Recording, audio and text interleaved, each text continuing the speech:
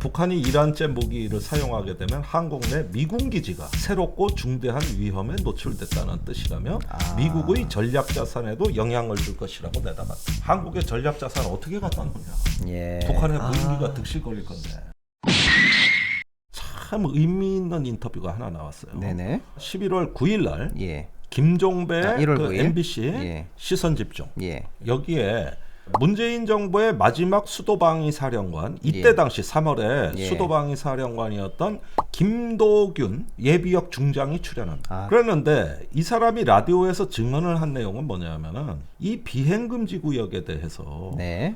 아무리 한데도 현대의 어떤 그 대공 방어무기나 이런 것들을 봤을 때 5km는 확보해야 된다. 그 이런 건의를 당시 인수위나 합참에 분명히 건의했다는 거야. 현직 수도방위 총책임자가 예. 아무리 양보를 해도 5km는 확보돼야 된다라고 건의를 직접 했다고 지금 증언을 했는데 묵살당했다. 그런데도 불구하고 그 당시 인수위 TF 팀장인 지금 현재 경호처장은 충분히 안전 확보를 있었다. 아예 듣지도 않은 거야. 방송 나가서 그 지랄 해버렸으니 네네. 아무 문제 없다고. 저 경호처 저 큰일 날 집단이에요. 얘들 지금 이게 다 경호처가 판을 잘못 깔아서 지금 이 지경이 나온 건데 이번에는 그래서 다 뚫리고 이런 얘기를 하니까 그냥 스치듯 지나가. 별거 아니래 이번에는 또.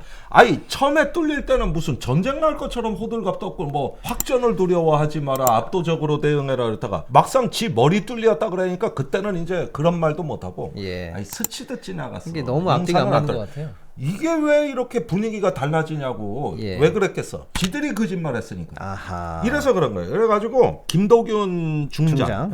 예. 장군 얘기는 이거예요. 이번에 비행금지구역 안에 적성이 있는 비행물체가 무인기입니다. 들어온 것 자체가 대통령 경호체제에 대한 심각한 문제점으로 인식해야 되고 이 부분은 변명의 여지가 없다. 그러니까 경호처장 변명하지 마라.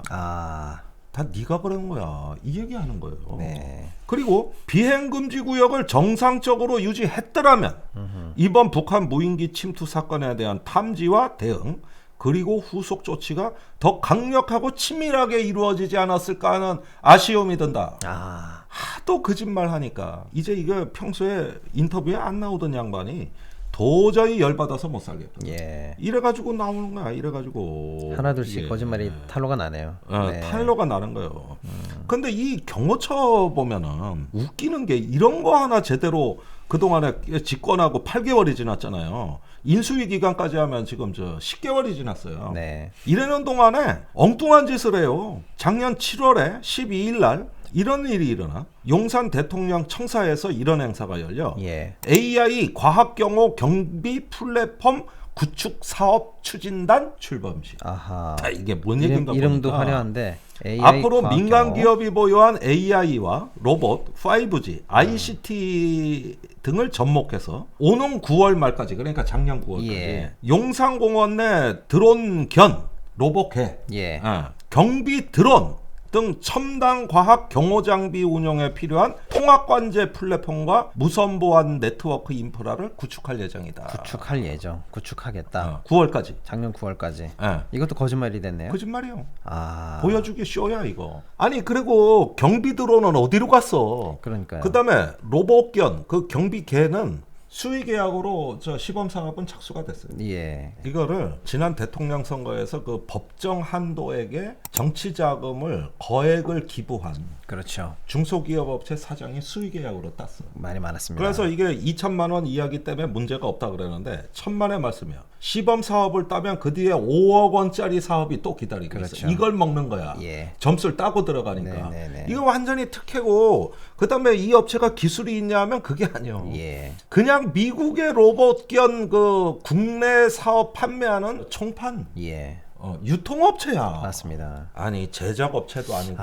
이게 지금 유통업체가 어떻게 시범 사업에 들어와? 이거 비리요 비리. 이거 말이 많았는데 이것도 경호처 작품이었군요. 그러니까 내가 보니까 이날 말이죠. 카카오 엔터프라이즈와 경호처가 업무 협약 MOU를 체결하고 예. 클라우드 보안 네트워크 및 AI 기술 기반에 대한 협력을 구체화했다 이러는데 한 게 뭐 있어? 또 거짓말이네요. 한 게 뭐 있냐고. 경호처가 이런 짓을 하고 있고 거기에다가 저 민간 연구 기업들 다 줄 세워가지고 어떻게 경호처 예산 늘려가지고 사업하고 싶은 거지. 예. 네. 그다음에 저기 대통령 그 후원한 사업 정치 자금 낸 사람들한테 보훈 사업하는 거지. 예.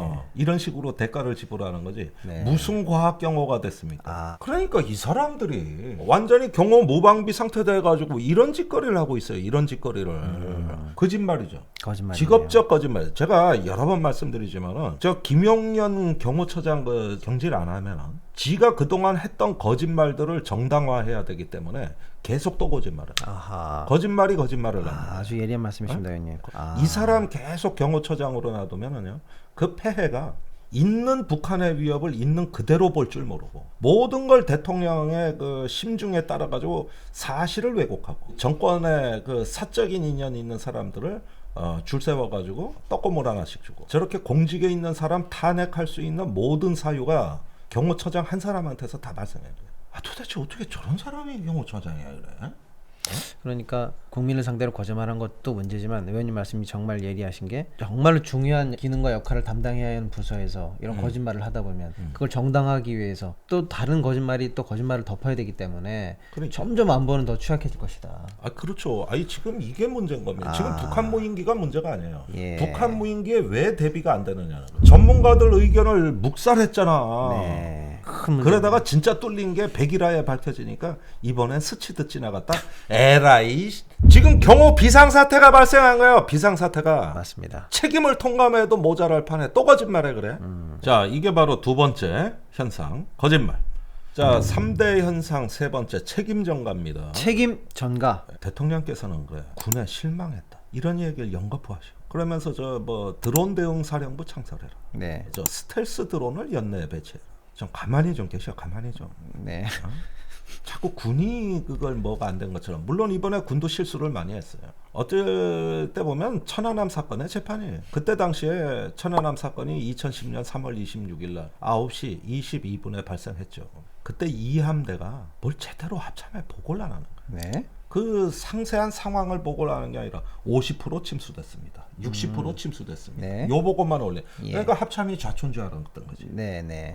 설마 북한이 오히려 그래가지고 탱자탱자한 거예요. 예. 그때 합참의장은 술 먹고 꽐라가 돼 있었고. 예. 그래가지고 합참에서 전군 비상경계령을 그 다음날 새벽 3시에 내리잖아. 예. 이번에도 마찬가지예요. 이번에 저기 두루미 사태 이거 저 북한 무인기 넘어오고 그게 아침 보니까 10시 19분에 군사분계선을 넘어왔더라고. 예. 근데 두루미 사태 언제 발령했어? 12시.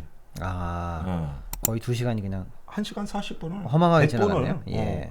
그랬는데 그때하고 똑같고 예. 또 일군단이 수방사에 안 알려주고 이게 수방사는 저는 제일, 또 예. 합참이 뭐 하는지 모르고 이제 그때 당시 합참과 이함대 간의 그 난맥상하고 똑같은 이게 예. 어제 오늘 얘기가 아니라 일종의 군사 관료주의라고 할 수가 있는데 어떻게 이럴 수가 있을까요? 형님? 한 그게, 부대는 지금 적의 침입을 파악해서 대응하고 있는데 정작 그 다른 부대는 담당 부대 수방사 모르고 수방사는 모르고 수방사는 있고 주치고. 이게 21세기 대한민국 군대에서 진짜 말이 되는 얘기입니까? 21세기에 그런 것을 많이 봤다니까. 예. 천연함 때도 봤고. 예. 그러니까 이런 것들이 이제 왜 생기냐 하면은 군조직의 독특한 특성이 예. 어떤 하나의 부대가 자기가 주도한다는 의식이 강해가지고 옆에 다른 부대하고 협조가 잘 안 되고 그다음에 시스템 자체가 동시 전파 예. 한꺼번에 다 같이 같은 화면을 해서 아는 게 아니라 뭘 전화를 해줘야 알고 과장은 차장한테 차장은 부장한테 부장은 본부장한테 이렇게 위계적인 그 의사소통이 이루어진다니까. 근데 오늘날 현대 위기관리 시스템은 동시 전파 동시 대응이거든. 그렇겠죠. 시스템은 그렇게 돼 있는데 운영이 안 되는 거야. 이건 평소에 훈련이 없이는 되는 문제가 아니에요. 이건 참 뼈 아프게 반성을 해야 되는데 네. 그런데 윤석열 대통령이 군에 실망했다 그러면서 이런 부분을 훈련하는 게 아니라 무슨 스텔스 드론을 만들어라 사령부를 만들어라 이러는데 드론 자체가 스텔스 아니야. 이 드론이 왜 저기 가성비가 좋냐고. 은밀하게 날라오니까. 네. 그리고 북한에는 드론 잡는 레이더가 없잖아. 그러면 우리가 날려보내는 건 다 스텔스기요. 뭔 스텔스 무인기를 따로 만들어 그래. 그러면 비용 더 들고 사후 기간 늘어날 거 아니야. 아, 쓸데없는 짓이라는. 또 자다 봉창 두드리는 소리였네요. 네. 괜한 짓이. 그러니까 네네. 이런 식으로 자꾸 간섭을 하는데 방향이 예. 이 문제의 본질, 왜 시스템이 어디서 엉켜버렸느냐, 아하. 어디서 대드락이 걸렸느냐, 이걸 전문가 토론을 이끌어내고 그럼 이렇게 한번 우리 개선해보자. 이 토론을 조직해야 되는데 어떻게 드론이 나온 지 하루 이틀 만에 그래 대통령이 무슨 신통방통 해가지고 뭘 이런 대안을 다 내놔. 네. 그다음에 드론 대응 사령부 만들어봐. 이제 재앙이 닥치는 거예요. 이제 지휘 체계가 대혼란에 빠지는 거예요. 이게. 예. 그러니까 봐봐요. 자기가 용산으로 와서 생긴 문제를 이걸 군에다가 이제 책임 전가하고 군을 두들겨 패고 윽박 지르고 잔소리 하려니까 네. 엉뚱한 게 나오는 거예요. 엉뚱한 게. 총합하면 어떻다? 광인 전략. 두 번째 거짓말. 세 번째 책임 전가. 망한 거지. 아하. 망한 거지. 이러니까 유사한 사태가 일어났다. 백전백패야.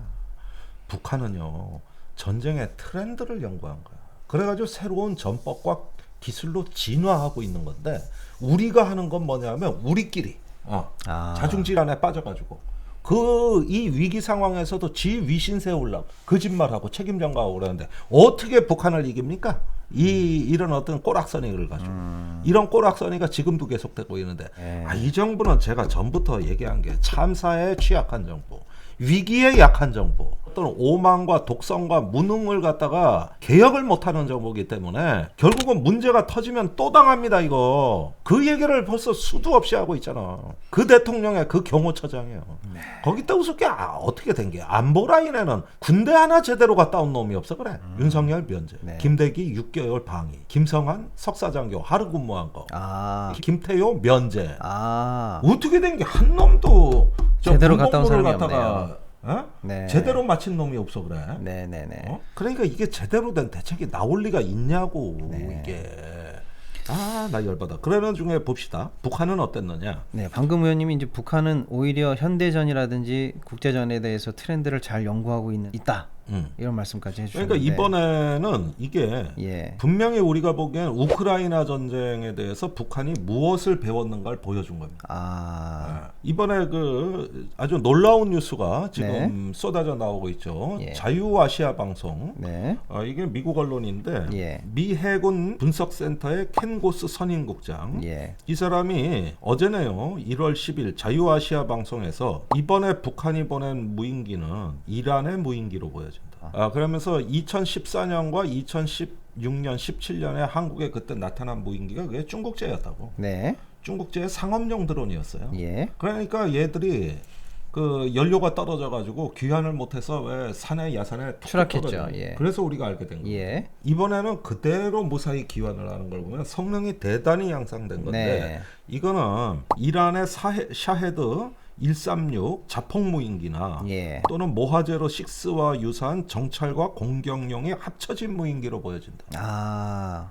이게 지금 어디서 많이 듣던 얘기지. 바로 우크라이나 전쟁에서 러시아가 이란제 무인기 수백 기를 구매해가지고 키이우 등 도시와 마을, 각종 기간 산업의 그 인프라를 표적으로 해가지고 저기 순항 미사일과 드론을 섞어서 싼 거죠.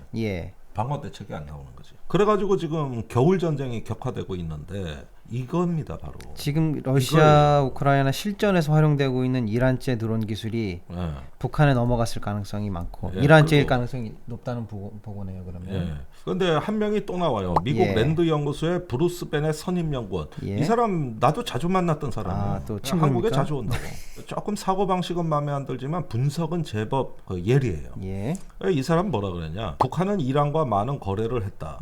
이런 기술을 얻을 수도 있었다. 다만 과거와 달리 이번에 무인기가 추락하거나 격추되지 않았기 때문에 가능성이 높다. 물론 정확한 정보는 확인되지 않는다면 신중한 반응을 보였고요. 그 다음에 또 한 명의 전문가, 미 안보정책센터의 스티븐 브라이엔 선임연구원. 이 사람이 얼마 전에 홍콩 아시아 타임즈에 기고한 글에서 북한이 이란 무인기를 사용할 가능성이 있다. 이렇게 설명을 합니다. 이란제라면 한국군이 북한 무인기를 격추하지 못한 이유가 설명된다.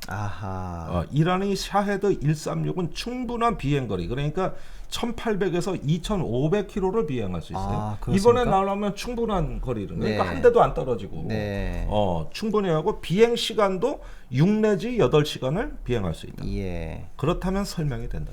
예. 근데 이 사람들이 인터뷰한 거는 윤석열 대통령이 걱정돼서 한 인터뷰가 아니야. 북한이 이란제 무기를 사용하게 되면 한국 내 미군 기지가 새롭고 중대한 위험에 노출됐다는 뜻이라며 미국의 전략 자산에도 영향을 줄 것이라고 내다봤다. 아하. 문제가 복잡해지네요. 네. 한국의 전략 자산 어떻게 갖다 놓냐. 예. 북한의 무인기가 득실 걸릴 건데.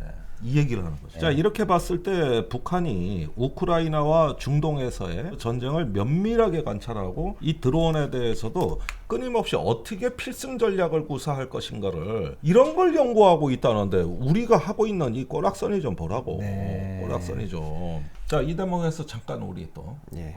좋은 거 한번 먹고 가야죠. 그러시죠. 예. 남성들의 말 못할 고민, 발기부전, 조루, 전립선 문제 등등 이제는 딱 하루 10분만 투자해 보십시오. 잃었던 남성의 자존심을 찾아드리겠습니다.